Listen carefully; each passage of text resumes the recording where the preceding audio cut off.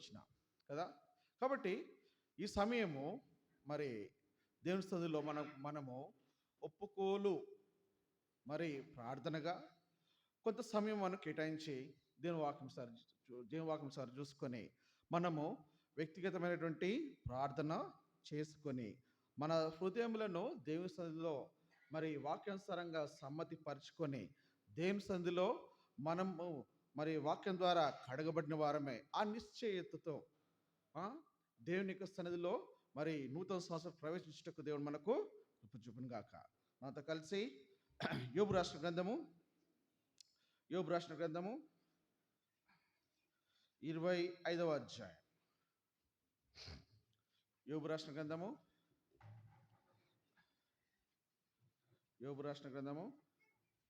25వ అధ్యాయం. మార్చి చదువుకుందాం.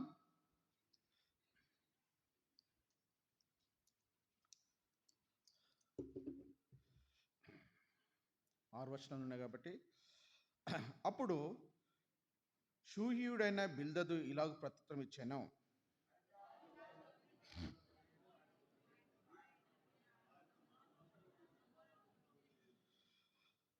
ఆయన సేనలను లెక్కింప సఖ్యమా, ఆయన వెలుగు ఎవరి మీద నేను ఉదయింప ఉండునా.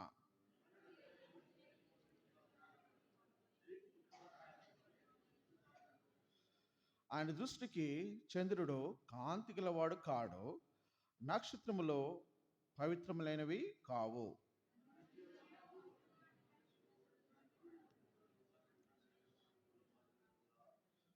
దేవుడు ఈ యొక్క చదివిన లేఖన భాగమును మనకెంత దీవెనకరంగా మరి తన యొక్క సన్నిధిలో మనతో మాట్లాడును గాక. మనకందరూ తెలిసిన భాగమే మరి యోబు కదా. ఇక్కడ 4వ వచనంలో ఏమంటున్నాడంటే, నరుడు దేవుని దృష్టికి నీతిమంతుడు ఎట్లు కాలేడు. అందు గురించి రోమిలాసు పత్రిక 3:23 ఏం రాయబడింది? ఏ భేదం లేదు, అందరూ పాపం చేసి దేవుడు అనుగ్రహించే మహిమను పొందారు. కాబట్టి దేవుని సన్నిధిలో మనము ఎంతో పోగొట్టుకున్నా. దేవుడు ఎన్నోసార్లు తన యొక్క మహిమను బయలుపరచాలని నేను తన సన్నిధిలో పిలుస్తూ వచ్చినాడు. ఉదయకాలంలో పెందల కడలను లేచి ఆయన నీ యొక్క విజ్ఞాపనల తట్టు, నీ స్థితుల తట్టు ఆయన మనసు ధ్యాన పెట్టిన వాడు ఉంటున్నాడు. కానీ ఎప్పుడైనా చేసినామా? దేవుని సన్నిధిలో మరి ఒకవేళ అనుకోకుండా 4 గంటల మెలకు వచ్చింది అనుకోండి, 5 గంటల మెలకు వచ్చింది అనుకోండి, ఏం చేస్తారు? మళ్ళీ చదువుకొని మళ్ళీ అనుకుంటారు కదా. That is a very very solemn time. కాబట్టి దేవుని సన్నిధిలో మనం ఎప్పుడైతే మరి అలాంటి సమయం కలిగి ఉంటామో వెంటనే మనం దేవుని సన్నిధిలో ప్రార్థన చేసుకోవాలి. కాబట్టి ఇక్కడ ఏమంటున్నాడంటే, నరుడు దేవుని దృష్టికి నీతిమంతుడు ఎట్లు కాగలడు. అంతేకాకుండా స్త్రీకి పుట్టినవాడు ఆయన దృష్టికి ఎట్లు శుద్ధి కాగలడు. కాబట్టి ఆయన దృష్టికి చంద్రుడు కాంతి గలవాడు కాదు, అంతేకాకుండా నక్షత్రములో పవిత్రమైనవి. ఇక అంతకంటే నరుని విషయానికి వస్తే మరి నిశ్చయముగా పురుగు వంటి నరుడు ఆయన దృష్టికి పవిత్రుడు కానేరుడు కదా. కాబట్టి ఎన్ని యాంగిల్స్లో ఎన్ని విషయాలు చూసినా కానీ దేవుని దృష్టిలో మనము పవిత్రులము కాదు, నీతిమంతులము కాదు. కాబట్టి మరి ఒకసారి చదవండి, లేవి రాసిన గ్రంథము 5వ అధ్యాయం 17వ వచనం. లేవి రాసిన గ్రంథము 5వ అధ్యాయం 17వ వచనం.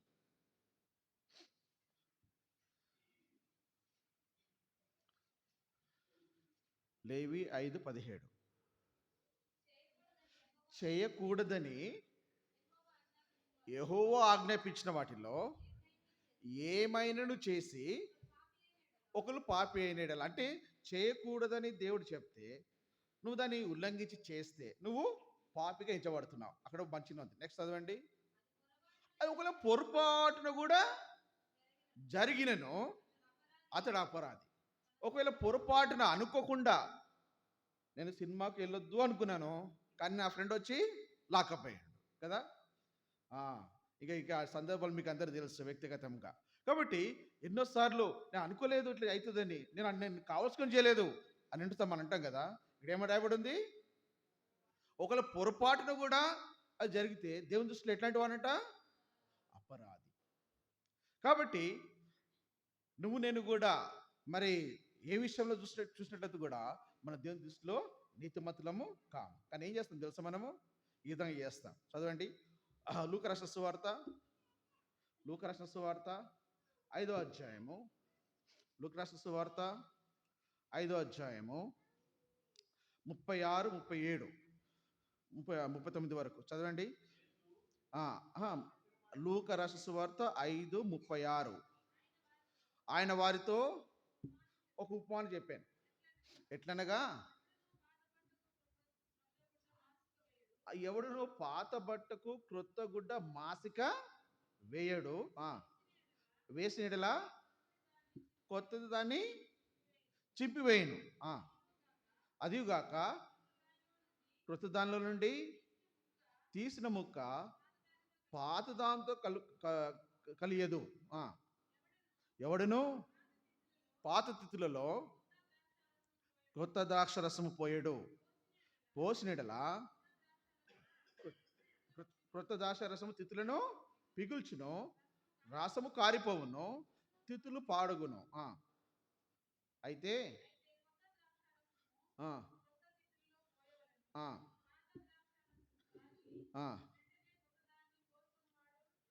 లేడు, పాతదే మంచిదని చెప్పాను సార్. ఒక 1994లో నేను చదువుతున్నాను. ఆ టైంలో నేను కాలేజ్ నుంచి ఇంటికి వెళ్తున్నాను. అక్కడ బేగంపేట ఒక బ్రిడ్జ్ ఉన్నది, అది కట్టి కొన్ని సంవత్సరాలు అప్పటికి. సో ఆ బ్రిడ్జ్ కట్టిన తర్వాత ఏమైందంటే సైడ్కి కొన్ని హోర్డింగ్స్ పెట్టారు, అంటే అడ్వర్టైజ్మెంట్స్ గురించి. సో ఆ పర్టికులర్ పీరియడ్లో ఏమైందంటే ఒక పెద్ద హోర్డింగ్ పెట్టారు. ఎంత పెద్ద హోర్డింగ్, దాంట్లో ఏం లేదు. కింద ఒక చిన్న లైన్ రాశారు. ఏం రాశారంటే బాన్ అంటే పుట్టుట అని పెట్టి పెద్ద లైన్ రాసి లాస్ట్కి మరణం అని పెట్టారు, డెత్ అని పెట్టారు. అంటే బాన్ డాష్ డెత్ అంటే ఏంటి దానికి అర్థం? అది ఫిల్ ద బ్లాంక్. చెప్పండి, ఏం ఫిల్అప్ చేయాలి దాంట్లో? ఏం ఫిల్అప్ చేయాలి? బాండ్ అంటే అది నువ్వు పుట్టినరోజు నుంచి సచ్చేంత వరకు ఇగో దీంతో నింపుకో అని ఒక అడ్వర్టైజ్మెంట్. ఏంటిది అడ్వర్టైజ్మెంట్? అది ఒక ఆల్కహాల్ సంబంధించిన, అంటే తాగే వస్తువు అన్నట్టు. That is not my point. The point is same, that is the life line in our lives. మనము కూడా పుట్టిన నాటి నుంచి చచ్చేంత వరకు, లేకుంటే మన అంత్యదినం వరకు మనం దేనితో నింపబడుతున్నాం? చూసారా? సో నింపబడుట అంటే ఏంటిదంటే దేవుని యొక్క వాక్యం చేత మనం నింపబడుతున్నామా లేదా, దేవుని యొక్క మరి సన్నిధి నుండి మనం నడుస్తున్నామా లేదా, దేవుని యొక్క వాక్యము మనలోకి కార్యసాధనం అవుతుందా లేదా, లేకుంటే దేవుని యొక్క స్వరానికి భయపడి లోబడి మరి ఆజ్ఞలను అనుసరించి నడుస్తున్నామా లేదా. This is what exactly counts. కాబట్టి దేంతో నింపుతున్నా? ఇక్కడ ఏమైంది, సంవత్సరం అంతా కూడా మనము ఇష్టపడిన జీవించేసి లాస్ట్కి వచ్చి ఏం చేస్తున్నాము, ప్రభువా నన్ను క్షమించు. ఇది ఎట్లున్నది చెప్పండి? కొత్త సంవత్సరము అది ఒక కొత్త తిథిలాగా, కొత్త సంవత్సరము అది కొత్త బట్టలాగా. నువ్వేం చేస్తున్నావు? పాత తీసుకొచ్చి దానికి అంటగడుతున్నావు, లేకుంటే నీ పాత జీవితం తీసుకొచ్చి ఆ యొక్క కొత్త దాంట్లో నువ్వు వేయాలని చూస్తున్నావు. ఏమవుతుంది అప్పుడు? బట్ట అయితే అది వెలితి పడుతుంది, తిథులైతే మిగిలిపోతాయి. అంటే దానివల్ల నీకు ఎలాంటి ప్రయోజనం లేదు కదా, దానివల్ల నష్టమే నీకు జరుగుతుంది. అంటే ఏంటిది? కొత్త సంవత్సరం ప్రవేశించక నీ యొక్క బ్రతుకు, నీ యొక్క జీవితము మారుకున్నట్లయితే అది ఎట్లుంటుందంట? అతకబడినటువంటి జీవితం. అంటే నువ్వు ఇది బాగాలేదు కదా అని ఇక్కడ కుట్టుకుంటున్నావేమో, ఇక్కడ బాగలేదు కానీ ఇక్కడ కుట్టుకుంటున్నావేమో. సో ఇవన్నీ ఎట్లుంటుంది దేవుని దృష్టిలో? అది అతకబడినటువంటి బ్రతుకులాగా ఉంటుంది. అంటే దేవుని దృష్టిలో అంగీకారమైనటువంటి కానుక. దేవుడు కొత్త ఆశీర్వాదం మీకు ఇవ్వాలనుకుంటున్నాడు, కొత్త వాగ్దానం ఇవ్వాలనుకుంటున్నాడు, కొత్త దీవెనలు ఇవ్వాలనుకుంటున్నాడు, కొత్తగా నీ యొక్క జీవితాన్ని మార్చాలనుకుంటున్నాడు. కానీ నువ్వేం చేస్తున్నావు? నాకు అదే పాతది కావాలి, నాకు అదే పాత జీవితం బాగున్నది. No, no, this is not the ways. కాబట్టి కీర్తనలు రాసిన గ్రంథము 15వ అధ్యాయం మొదటి వచనం చదవండి. కీర్తనలు 15 రాసిన మొదటి అధ్యాయం. యెహోవా నీ గుడారంలో అతిథిగా ఉండదగిన వాడెవడు? నీ పరిశుద్ధ పర్వతం మీద. కాబట్టి ఆయన గుడారములో ఏమన్నాడు? నివసింపదగిన వాడు. ఇలాంటి జీవితం పెట్టుకొని నేను ఎవడు రమ్మన్నాడు దేవునికి మందిరానికి అని ప్రశ్న చేస్తున్నాడు. నేను కాదు. ఏమంటున్నాడు ఇక్కడ? యెహోవా నీ గుడారంలో అతిథిగా ఉండదగిన వాడు ఎవడు? నీ పరిశుద్ధ పర్వతం మీద నివసింపదగిన వాడు ఎవడు? ఆయన తన యొక్క శరీరమును తెర ద్వారా మనకు దేవునికి మధ్యలో నుండి అడ్డుగోడను చించివేసి అతి పరిశుద్ధ స్థలంలోనికి మనకు ప్రవేశింపజేసినప్పుడు మనం ఏం చేస్తున్నాము? దేవుని సందులోకి తగినట్టుగా మరి రాకుండా మన సొంత జీవితం బట్టి, మన సొంత మనసులు వేసుకొని, సొంత ఆలోచన బట్టి, సొంత మరి లోకానుసరైనటువంటి మరి పద్ధతులను బట్టి దేవుని సందులోకి వచ్చి వీఆర్ ఎక్స్పెక్టింగ్ లైక్ దట్. కాబట్టి దేవుని యొక్క సన్నిధిలో, దేవుని యొక్క గుడారంలో అతిథిగా నివసింపదగిన వాడు. ఒకవేళ అట్లా వచ్చినాం అనుకో, చదివి ఇప్పుడు 130 దావీదు కీర్తన 3వ వచనం. 130 దావీదు కీర్తన 3వ వచనం. యెహోవా ఒకవేళ నీ దోషం నుండి దేవుడు కనిపెడితే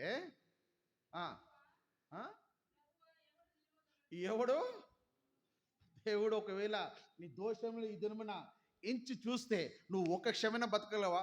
ఇంకా కొన్ని గంటలు ఉన్నది న్యూ ఇయర్స్ వెళ్ళటానికి. Are you going to be? కాబట్టి దేవుని సంధికి మరి సిద్ధపడకుండా, దేవుని సంధిలో మనసు మార్చకుండా ఆయన సంధిలో నువ్వు అట్లా ప్రవేశిస్తే, ఒకవేళ దేవుడు నీ దోషం ఇచ్చినవాడైతే ఎలా ఉంటుందంట? ఎలా ఉంటుంది? చదవండి ఆ మాట. ఎవడో నిలవగలడు? ఎవరు కూడా నిలవలేరండి. కాబట్టి దేవుని సంధిలో మనం ఎంతో మరి భయంతో రావాల్సిన వారం వచ్చినాం. చదవండి అది కీర్తన 41 దావీదు కీర్తన 4వ వచనం. కీర్తన 41:4. యెహోవా నీ దృష్టి ఎదుట నేను పాపము. కాబట్టి నువ్వు నేను కూడా దేవుని సన్నిధిలో వచ్చినాం కాబట్టి ఇప్పుడు ఏమని ప్రార్థన చేయాలి? ప్రభువా నీ దృష్టిలో, నీ యొక్క దృష్టిలో నేను పాపం చేసిన వాడను. ఒకవేళ పొరపాటును కూడా జరిగి ఉంటే కూడా దేవుడి సమయం అనుగ్రహిస్తున్నాడు. నువ్వు నేను కూడా ఆయన సన్నిధిలో మరి ప్రార్థన చేయాలి, పాపము ఒప్పుకోవాలి. దేవుని సన్నిధిలో మనం కడగబడిన వారంగా, ఆయన సన్నిధిలో మరి మనకు దేవునికి అడ్డమైనటువంటి ఆ పాపం అంతా తొలగించుకు వారం ఉండవలసిన వారం. కాబట్టి ఆయన సన్నిధిలో, ఆయన దృష్టి ఎదుట నేను పాపం చేస్తున్నా. అదే కీర్తన 25:11 చదవండి. ఎలాంటిదంటే ఆ పాపము? యెహోవా నా పాపము బహు ఘోరమైనది. నేను 1992లో 93 టైంలో నేను యూత్ క్యాంప్లో వెళ్ళాను. సో ఆ బ్రదర్స్ అన్నారు, బ్రదర్ని ఒక కౌన్సిలింగ్ గ్రూప్ తీసుకున్నా. ఆ టైంలో గ్రూప్ డిస్కషన్స్ ఉండేటివి. సో నేనేం చేశానంటే, బ్రదర్ ఆ రోజు నాకు చాలా ఫీవర్ ఉంది, టెంపరేచర్ ఉంది, బాగాలేదు నాకు, బ్రదర్ నేను తీసుకోలేనని చెప్పేసి పక్కకు కూర్చున్నాను. మా తమ్ముడు కూడా పక్కకున్నాడు. సరే నేను ఒక బ్రదర్ వచ్చాడు. ఏం చేశాడంటే అప్పటికి గ్రూప్స్ అన్నీ అయిపోయినాయి, ఒక 2 యవనస్తులు మిగిలారు. సో ఆ బ్రదర్ చేసి ఆ 2 యవనస్ నా దగ్గర తీసుకొచ్చి, బ్రదర్ ఇద్దరికంటే కొంచెము వాక్యం షేర్ చేసుకోమని చెప్పాను. సరేనని రమ్మన్నాను. వచ్చి వాళ్ళు కూర్చున్నారు. నేను అతని పేరు అడగలేదు అప్పటికి, కానీ నాకు ఆ రోజు జరిగినటువంటి వాక్య భాగం, ధ్యానించిన వాక్య భాగం అతనితో షేర్ చేసుకున్నాను. హోషేయ రాసిన గ్రంథము చదవండి అన్నమాట. హోషేయ, దానియేలు తర్వాత ఉంటుంది. హోషేయ 13వ అధ్యాయము 12వ వచనం. హోషేయ ఎఫ్రాయిము దోషము నాయదించబడినది, అతని పాపము భద్రం చేయబడి ఉన్నది. ఒకవేళ ఈ దినమున నువ్వు ఒప్పుకోకపోతే దేవుడు ఏమంటున్నాడు? ఏం చేస్తాడంట దేవుడు? అవన్నీ భద్రం చేసి పెట్టినంట.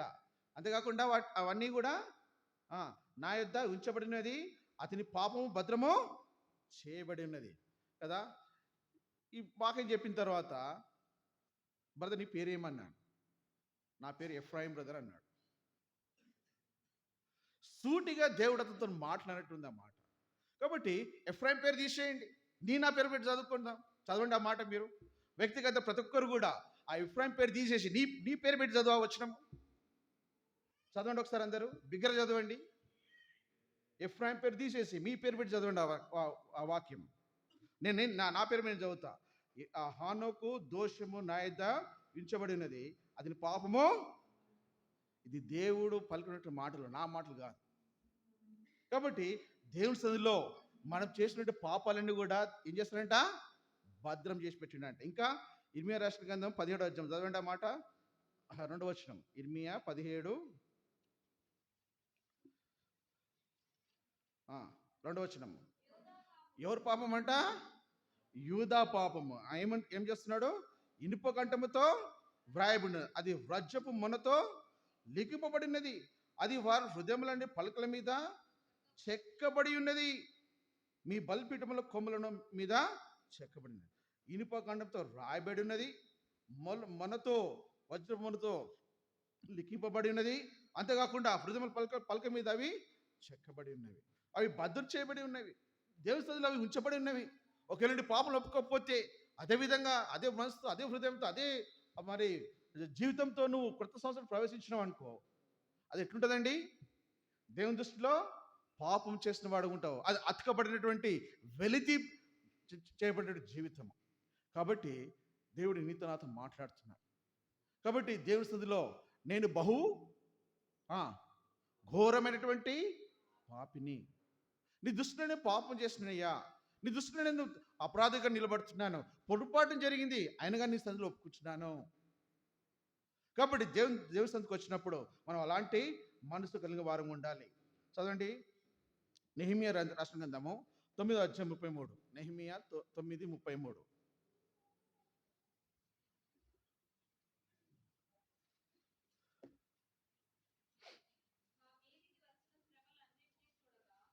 మా మీదికి వచ్చిన శ్రమలన్నిటి చూడగా నీవు న్యాయస్థుడివే, నీవు సత్యంగానే ప్రవచించు, కానీ మేము దుర్మార్గులమైతిమి. ఇలాంటి మనసు మనకున్నదా? ఎప్పుడైనా ఇట్లా చేస్తున్నారా? ప్రభువా నీ వాక్యం పెట్టి చూస్తే నీవు న్యాయవంతుడివే, నీ వాక్యము సత్యము, అది కేవలము సత్యమైనవి కదా. కీర్తనలు 19వ కీర్తన మరి 6, 7, 8 వచనాల ప్రకారం చూసినట్లయితే దేవుని యొక్క వాక్యము ఏ విధంగా యథార్థమైనది, అది తెలివి లేని వారికి, బుద్ధి లేని వారికి వివేచన తెలివి అర్గించిన వాక్యం. అది బంగారు కంటేను, మరి మేలి బంగారు కంటేను, జుంటి దారిలో కంటేను అది ఎంతోగానో మధురమైనటువంటి మాట. కాబట్టి దేవుని యొక్క వాక్యము పట్టు చూస్తే నువ్వు న్యాయస్థుడు ప్రభువా, నేనే ఎలాంటి వాడనంట? దుర్మార్గులమైతిమి. కాబట్టి దేవుని సన్నిధిలో నువ్వు నేను కూడా మరి ఆయన దృష్టిలో పాపం చేసిన వారము, ఆయన దృష్టిలో బహు ఘోరమైనటువంటి పాపంలో జీవిస్తున్నాము. అంతేకాకుండా దుర్మార్గులమై ఆయన సన్నిధిలో జీవిస్తున్నాం. అంటే ఏంటిది? ఆయన ఏర్పరిచిన మార్గము కాకుండా మన సొంత మార్గం, అది దుర్మార్గం. దేవుడు సమయానికి రమ్మని చెప్పాడు మందిరానికి, దేవుడు సమయం ప్రార్థన కూడికి రమ్మని చెప్పాడు, దేవుడు బైబిల్ స్టడీకి రమ్మని చెప్పాడు. వచ్చినావా? ఎన్నిసార్లు వచ్చినావు? ఎన్నిసార్లు నువ్వు దేవుని సన్నిధికి వచ్చి ప్రార్థన చేసినావు? ఎన్నిసార్లు దేవుని యొక్క బైబిల్ స్టడీకి వచ్చినావు? ఎన్నిసార్లు కుటుంబం ఇక్కడ మంత్రులు ఏర్పరిచినప్పుడు పెట్టినప్పుడు నువ్వు వచ్చినావా? ఎన్నిసార్లు నీ సొంత ఆలోచన బట్టి నువ్వు డిసైడ్ చేసుకొని మందిరమును ఎగ్గొట్టేసినావు? ఎన్నిసార్లు ఏం పోతే ఏముంది, అక్కడ ఎవరు చెప్తారు, ఆ సేవకుడే కదా. కాబట్టి దేవుని దృష్టిలో నువ్వు పాపం చేసిన వాడు ఉంటున్నావు. దేవుని దృష్టిలో నువ్వు బహు ఘోరమైనటువంటి పాపిగా పరిగణింపబడుతున్నావు. ఆ దృష్టిలో దుర్మార్గముగా నువ్వు జీవిస్తూ వస్తున్నావు. కాబట్టి ఈ సమయం ఎంతో గంభీరమైన సమయం. కొత్త సంవత్సరంలో మరి కొత్త తిథిలో పాత ఆ, ద్రాక్షరసం పోసినట్టు కాదు, కానీ కొత్త తిథిలో కొత్త ద్రాక్షరసం పోస్తేనే అది మంచిగా ఉంటుంది కదా. దేని వాక్యం సెలవిస్తుంటుంది. ఒకవేళ నువ్వు సరి చేసుకోకుండా నూతన సంవత్సరం ప్రవేశిస్తే అది లోకానికి, సంఘానికి, మరి దేవుని దృష్టిలో అది వెలితిపడిగా ఉంటుంది. నేను చూసి నవ్వుతారు, అది నీకు అవమానకరంగా ఉంటుంది. కాబట్టి దేవుని సందుకు వచ్చినప్పుడు మనము మరి ఒప్పుకోవాలి. చదవండి, యెషయా రాసిన గ్రంథము 59వ అధ్యాయము మొదటి 2 వచనాలు. యెషయా 59, రక్షింపక నేరక ఇండినట్లు యెహోవా హస్తము కురుచు కాలేదు, విననేరక ఇండినట్లు ఆయన చెవులు మందము కాలేదు. నీ దోషములు మీకును మీ దేవునికిని అడ్డముగా వచ్చెను, మీ పాపములు ఆయన ముఖమును మీకు మరుగుపరిచెను, గనుక ఆయన ఆలపించి ఉన్నాడు. ఇంకా మీ చేతులు రక్తం చేత, మీ వేలు దోషము చేతను అపవిత్రపరచబడి ఉన్నవి, మీ పెదవులు అబద్ధములాడుచున్నవి, మీ నాలుక కీడును బట్టి మాట్లాడుచున్నది. ఇంకా నీతిని బట్టి ఎవడు కూడా సాక్ష్యం పలకడు, వాచమాడు, అందరూ వ్యర్థమైన దాన్ని నమ్ముకొని మోసపు మాటలు పలుకుదురు, చెడును గర్భమును ధరించి పాపము కందరు. చూసారా, ఈ వాక్యాలను చూసినట్లయితే మన దోషములంట దేవునికి మనకు అడ్డుగా ఉంటున్నాయి. మన దోషపూరితమైనటువంటి మనసుతో వస్తే ఎట్లుందంట, మన ప్రార్థనలు, మన ఆరాధనలు దేవుని సంధికి చేరావు కదా. మీ దోషములు మీ దేవుని మీకును మీ దేవునికి అడ్డంగా వచ్చాను, మీ పాపములు ఆయన ముఖమును మీకు మరుగుపరిచాను. మన పాపములు ఆయన మనల్ని చూడకుండా, ఆయన మన దృష్టించకుండా మన పాపములు దేవుని సంధిలో అడ్డుగా ఉంటున్నాయంట. ఒకవేళ ఇలాంటి జీవితం కలిగి నువ్వు నూతన సంవత్సరం ప్రవేశాలు ఉద్యమించి కలిగి ఉంటే దేవుడు నిన్ను అంగీకరించాడు. కాబట్టి అది కొత్త బట్టకు మాస్క వేసినట్టుగా ఉంటుంది, మరి కొత్త తిథిలో పాత ద్రాక్ష పోసినట్టుగా ఉంటుంది. కాబట్టి ఆ విధంగా కాకుండా దేవుని స్థితిలో మనము పవిత్రపరచబడి వారమై ఆయన స్థితిలో మనం ఒప్పుకుంటూ రావాలి. అదే అధ్యాయము 12-13 చదవండి. మేము చేసిన తిరుగుబాటు క్రియలు నీ ఎదుట విస్తరించి ఉన్నవి. అంటే ఒక దినం కాదు, సంవత్సరం అంతా 365 days, 64 days రాదారు. ఎందుకంటే నెక్స్ట్ ఇయర్ లీప్ ఇయర్, ఈ ఇయర్ కాదు. కాబట్టి ప్రతిదినం మీరు ఆలోచించినట్లయితే ఎన్నిసార్లు మీరు వ్యక్తిగతమైనటువంటి మరి మౌనధ్యానం చేసినారు? దేని వాక్యం ధ్యానించినారా? ఒక్క వచనమైన మనసులో నిలిచినదా? ఒక్క వచనమైన ఏమంటే బహాట్ చేసినారా?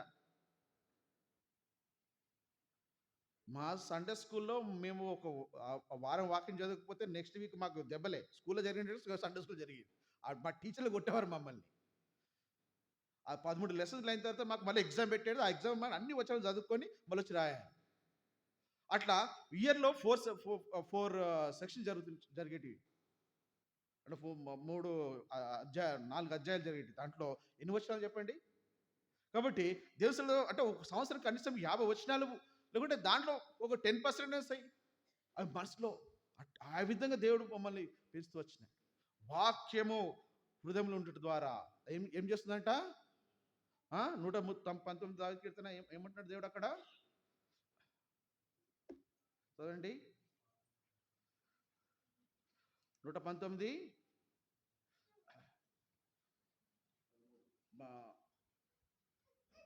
9వ వచనం. యవనులు దేని చేత తమ నడత శుద్ధిపరచుకొందురు? నీ వాక్యను బట్టి దాన్ని జాగ్రత్తగా చూచుకున్నట్టు చేతనే కదా. కాబట్టి వాక్యం ధ్యానించి దాన్ని బట్టి మనం సరి చేసుకుంటున్నాయి. కాబట్టి దేవుడు ఏమంటున్నాడు? 12వ వచనం ప్రకారము, మేము చేసిన తిరుగుబాటు క్రియలు నీ ఎదుట విస్తరించినవి. ఒకవేళ దేవుడు నీ పాపలు ఎంచి చూస్తే అవి ఎన్నో విస్తారంగా ఉన్నాయంట. అంతేకాకుండా చదవండి ఇంకా, మా పాపములు మా మీద సాక్ష్యము పలుకుచున్నవి. చూసారా, మన పాపములు దేవుని సందులో మరి ఘోరంగా బహు ఘోరమైన ఉంటున్నాయి. ఆయన దృష్టిలో నువ్వు నేను పాపిగా ఎంచబడుతున్నాం. మనము దేవుని దృష్టిలో దుర్మార్గమైంటున్నాం. మన సొంత తలుపు చేత మరి తిరుగుబాటు చేసిన వారికి వచ్చినాం. మన పాపములు దేవునికి మనకును అడ్డంగా వచ్చి మన ప్రార్థనలు కూడా ఆయన చేర్చలేవు. అంతేకాకుండా ఏం చేయమంటున్నాడు, మన పాపములు మన మీద సాక్ష్యం పలుకుతుందంట. ఇంకా చదవండి, మీ తిరుగుబాటు క్రియలు మాకు మా తిరుగుబాటు క్రియలు మాకు కనబడుచున్నవి, మా దోషములు మాకు తెలిసే ఉన్నవి. 13వ వచనము, తిరుగుబాటు చేయుటయు యెహోవాను విసర్జించుటయు మా దేవుని వెంబడింపక వెనుదీయకటి తీటయు బాధకరమైన మాటలు, వీధికి వ్యతిరిక్తమైన మాటలు వచ్చించుటయు హృదయమైన యోచించుకొని అసత్యపు మాటలు పలుకుటయు ఇవే మా వలన జరుగుచున్నవి.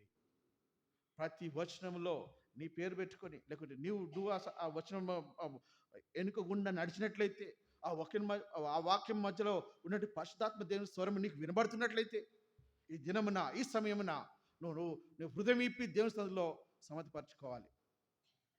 అప్పుడే దేవుడు నీ యొక్క ఆరాధన అంగీకరిస్తాడు. అప్పుడే నీ యొక్క దేవుని స్థలంలో తీసుకునే వాగ్దానం నీకు అంగీకారంగా ఉంటుంది. దేవుని స్థుతిలో నువ్వు మార్పు చెందకుండా, దేవుని స్థుతిలో నువ్వు నీ యొక్క హృదయం సమితపరచకుండా, ఇది కూడా ఒక ఇయరే కదా, ఇది కూడా మరి ఇయర్ లాగానే నెక్స్ట్కి వెళ్తున్నాం కదా, సో సొంత మనసుతోనే ఆ విధంగా ఉంటే నిజంగా దేవుని దృష్టిలో నువ్వు పాపించబడుతున్నావు. అది 42వ అదే యెషయా 42:24 చదవండి. యెషయా 42:24, యెహోవాకు విరోధముగా మనము పాపము చేస్తాం. కాబట్టి పాపములన్నీ చూసినట్లయితే ఎట్లుందంట దేవుని దృష్టిలో, మనం దేవునికే విరోధంగా, యెహోవాకు విరోధముగా మనము పాపం చేసి వారు ఆయన మార్గముల్లో నడవనొల్లకపోయిరి. ఆయన ఎన్నిసార్లు మీతో పాటు నడవాలని కోరుకున్నాడు, ఎన్నిసార్లు మీదకు వచ్చినాడు, ఎన్నిసార్లు తన వాక్యంతో నేను తడుతూ వచ్చినాడు, ఎన్నిసార్లు నీ నీ ఇంటికి వచ్చి నీ యొక్క తలుపు తడుతూ ఉన్నాడు. కానీ నువ్వు ఏం చేస్తున్నావంట, నడవనొల్లకున్నావు, విననొల్లకున్నావు.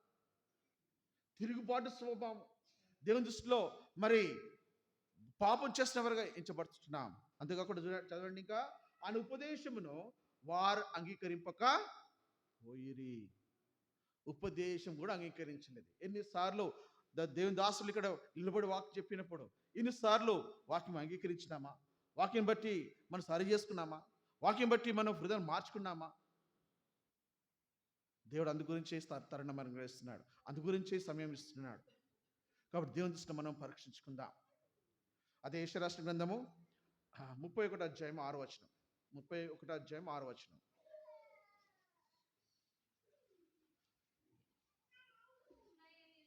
ఇశ్రాయేలులారా, మీరు ఎవని మీద విశేషముగా తిరుగుబాటు చేసిరో ఆయన వైపు తిరుగుడి. కాబట్టి దేవాది దేవుడు తన కృపను బట్టి ఈ సంవత్సరం అంత వరకు నేను కాపాడి సురక్షితంగా ఉంచి తన యొక్క ఆశను పొడిగించి నూతన సంవత్సరం దయాకిరీటంగా నీకు దయచేవాలని ఆయన కోరుకున్నప్పుడు, ఆయన తనని ప్రేమించి నీ యొక్క సంవత్సరం నీకు ఇస్తున్నప్పుడు, next year, next day, next month నువ్వు గ్యారెంటీగా బతుకుతావని ఎప్పుడు కూడా రుజువు లేదు కదా. కరోనా టైంలో మనకంటే ఎంతో బలార్జులో, ఎంతో అన్ని విషయంలో పైసలు కూడా ఉన్నాయి వాళ్ళకు. మా అపార్ట్మెంట్లో, నేను అపార్ట్మెంట్లో ఉన్నప్పుడు మా అపార్ట్మెంట్లో ముగ్గురు చనిపోయారు. ఆ ముగ్గురు చనిపోయారు. ఒకతనితో ఏమైనా అసలు పెళ్లి కూడా కాలేదు. వాళ్ళ డాడీ చాలా ఇన్వెస్ట్మెంట్ చేసేసాడు అతని మీద. అతను 2 కార్లు కొనేసాడు, మంచిగా ఉన్నాడు. జస్ట్ నేను 2 days బిఫోర్ మార్కెట్లో ఇద్దరం కలుసుకున్నాం. బాగున్నావా అనుకున్నాం. సెకండ్ డేనే మాకు తెలియదు, వాళ్ళ అమ్మ ఆల్రెడీ హాస్పిటల్ అడ్మిట్ అయిపోయింది. వాళ్ళ అమ్మ కూడా కొట్టుమిట్టాడుతుంది. వాళ్ళ అమ్మని చూడడానికి వెళ్ళి ఇతను హాస్పిటల్ అడ్మిట్ అయ్యి వాళ్ళ అమ్మ కంటే ముందే చనిపోయాడు. ఏమన్నా వస్తాడు. కాబట్టి మన సమయం ఎప్పుడో మనకు తెలియదు. కాబట్టి దేవుని దృష్టిలో నువ్వు నేను కూడా ఎంతో జాగరూకులమై దేవుడు సెలచిన మాట ప్రకారం మనము మరి నడుచు రావాలి. అప్పుడే దేవుని యొక్క దీవెన, ఓకే, దేవునికి సందులో మరి యోగ్యకరమైన జీవితం మనకు అనుగ్రహింపబడుతుంది. చదవండి. అందుగురించి మనం ఏం చేయాలంట? కీర్తనలలో 26:2 కీర్తనలు 26:2 చదవండి. యెహోవా నన్ను పరిశీలించుము, నన్ను పరీక్షించుము, నా అంతర్యములను, నా హృదయమును పరిశోధించుము, నుంచుకొని చాలు. కాబట్టి యెహోవా నన్ను పరిశీలించుము, నన్ను పరీక్షించుము, నా అంతర్యములను, నా హృదయమును పరిశోధించుము. ఆయనకు మన హృదయం అప్పగిస్తాం. ఆయన సంధిలో మన హృదయం దారిపోసుకుందాం.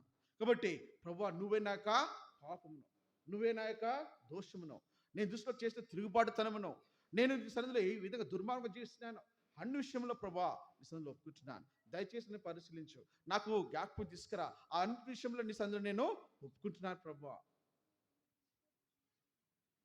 నా యొక్క మీరు అనుగ్రహించినటువంటి దయాకిరీటం అనుగ్రహించినటువంటి ఆ నూతన సంవత్సరంలో నేను పాత గుడ్డగా మాస్క్ వేసుకొని మరి ఇతరుల దృష్టిలో, నీ దృష్టిలో నేను దోషిగా కనబడకుండానట్లు కదా. కాబట్టి రండి పరిశీలించుకొని మనము పరీక్షించుకుందాం. అంతేకాకుండా 139వ కీర్తన 23-24 చదవండి. దేవా నన్ను పరిశోధించి నా హృదయమును తెలుసుకొనుము, నన్ను పరీక్షించి నా ఆలోచన తెలుసుకొనుము, నీకు ఆయాస్కరమైన మార్గం నా యందునేమో చూడుము, నిత్య మార్గమున నన్ను నడిపింపుము. కాబట్టి ఇక్కడ ఏమంటున్నాడంటే నన్ను పరిశోధించి నా హృదయమును తెలుసుకున్నాము. ఇది దేవుడు మనకు అనుగ్రహించినటువంటి అత్యున్నతమైనటువంటి పరిశోధించినటువంటి సమయం. సో నువ్వే పరీక్షించుకోవాలి. ఇంట్రోస్పెక్ట్ అంటారు ఇంగ్లీష్లో. ఇంట్రోస్పెక్ట్ అంటే తను తాను పరీక్షించుకుంటాడు. ఎవరైనా 10th క్లాస్ రాశారా? ఈ ఇయర్ 10th క్లాస్ ఎగ్జామ్ రాశారా? ఈ ఇయర్ ఎవరండి ఇక్కడ? ఎవరు రాయలేదా? సార్ ఇంటర్మీడియట్ నువ్వు రాసావా? 10th క్లాస్ పాస్ అయ్యావా? గుడ్. ఓకేలా ఈ 10th క్లాస్ ఎగ్జామ్ రాశారు, రిజల్ట్ ఒకసారి ఫెయిల్ అయ్యారు, ఏం చేస్తారు అప్పుడు? ఫెయిల్ అని ఏడ్చుకుంటూ కూర్చుంటారా? అఫ్కోర్స్ దుఃఖం అయితే ఉంటుంది, కానీ ప్రాముఖ్యం ఏం చేస్తాడు? మైండ్ అంతా ఎక్కడ పోతుంది తెలుసా? ఆ రోజున మ్యాథ్స్ పేపర్లో ఆ పర్టికులర్ క్వశ్చన్ నేను ఎట్లా రాసినాను, దాంట్లో రాసిన కాబట్టి నేను తప్పు పోయిందేమో, నేను అనుకున్నది కరెక్ట్ రాసిన అనుకున్నాను, కానీ అదేమైంది? తప్పు పోయింది. అందు గురించి నేను ఫెయిల్ అయిపోయాను. అంటే తాను ఏం చేసుకుంటున్నాడు? పరీక్షించుకుంటున్నాడు. తను చేసినటువంటి తప్పులు అన్నిటి కూడా ఆయన తలుపులు చేసుకొని దాని విషయమై అరే రేపు పొరపాటు చేసిన కదా, కాబట్టి నెక్స్ట్ అటెంప్ట్లో is not going to repeat it. ఆ విధంగా నేను కూడా దేవుని స్థితిలో పరిశీలన చేసుకోవాలి. నేను కూడా దేవుని స్థితిలో పరీక్షించుకోవాలి. ఇది వ్యక్తిగతమైనటువంటి పరీక్ష. నువ్వు నీ భార్యనో లేకుంటే నీ భర్త నిన్నో, నువ్వు భర్తనో అట్లా కాదు, నీ పిల్లలనో అట్లా కాదు. వ్యక్తిగతమైనటువంటి పరిశీలన, వ్యక్తిగతమైనటువంటి పరిశోధన. దేవుని స్థితిలో నీ పాపములు, నీ చేసిన దోషములు, నువ్వు చేసినటువంటి అపరాధములు, నువ్వు చేసిన తిరుగుబాటుతనము, నువ్వు చేసినటువంటి ఘోరమైన పాపము దేవుడికి నీకు నట్టుగా ఉన్నాయి. కాబట్టి నువ్వే దేవుని స్థితిలో ఒప్పుకున్న బద్ధుడు అంటున్నావు. కాబట్టి ఆయన సందులో మనము మరి విధంగా మనం పరీక్షించుకుందాం. నన్ను పరీక్షించి నా ఆలోచనలను తెలుసుకొనుము. మనకు ఆలోచనలు మనకి ఉంటాం, కానీ ఎన్నోసార్లు మన ఆలోచనలు ఎక్కడెక్కడో పోతాయి కదా. ఊహలకు దానికి రెక్కలు కట్టుకొని అది ఎక్కడెక్కడో పోతాయి. Body present, mind absent. కాబట్టి ఆ విధంగా కాకుండా ఏమంటున్నాడు? నా ఆలోచన తెలుసుకున్నాము, నీ ఆయాస్కరమైన మార్గము నా యందున్నదేమో చూడు. ప్రభువా, నీ సందులో నేను చేసిన పాపను బట్టి ఎక్కడ నేను ఆయాస్కారం కలిగించినానా, నీకు నేను దుఃఖం కలిగించినానా, నీ సందులో నేను మరి నీ వాక్యంకు ఉల్లంఘించి నేను నడిచినానా, ఆజ్ఞను మీరు నడిచినా ప్రభువా నన్ను తెలుసుకో, నన్ను పరీక్షించు, నన్ను కడుగు ప్రభువా. అందుకే చదవండి ఈ మాట. మొదటి యోహాను రాసిన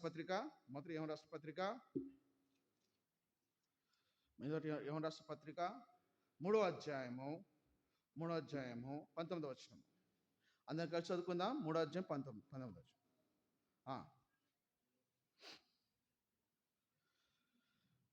19వ వచనం. ఇందువలన, అందరం కలిసి చదువుకుందాం. ఇందువలన మనము సత్య సంబంధులమని ఎరుగుదము, దేవుడు మన హృదయము కంటే అధికుడై సమస్తమును ఎరిగి ఉన్నాడు కనుక మన హృదయము ఏ విషయములలో ఆయన మన యందు దోషార్పణ చేయను, ఆయా విషయములో ఆయన ఎదుట మన హృదయములను సమ్మతి పరుచుకుందుము.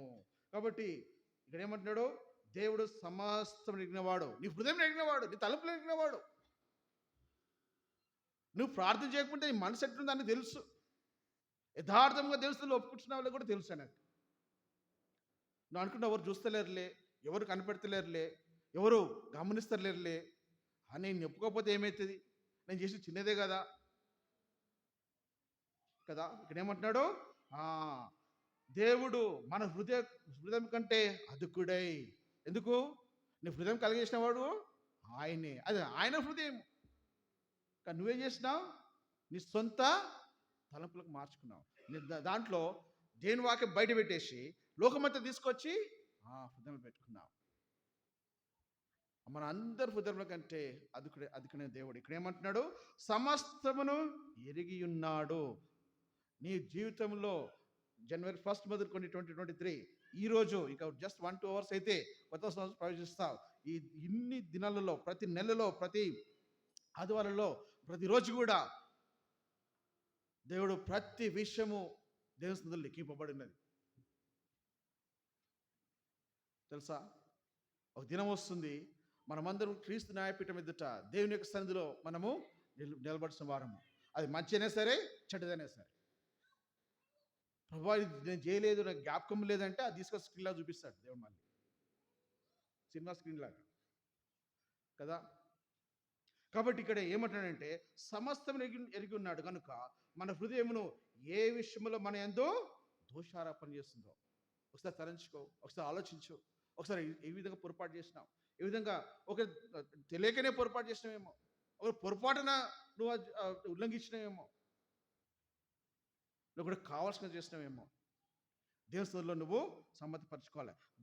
దోషారోపణ చేయను ఆయా విషయంలో ఆయన ఎదుట మన హృదయంలో, ఆయన ఎదుట, ఆయన సన్నిధిలో మనము సమ్మతిపరచుకోవాలి. కాబట్టి దేవుని సన్నిధిలో ఈ సమయము మనం కొద్దిసేపు ప్రార్థన ఉంటాం.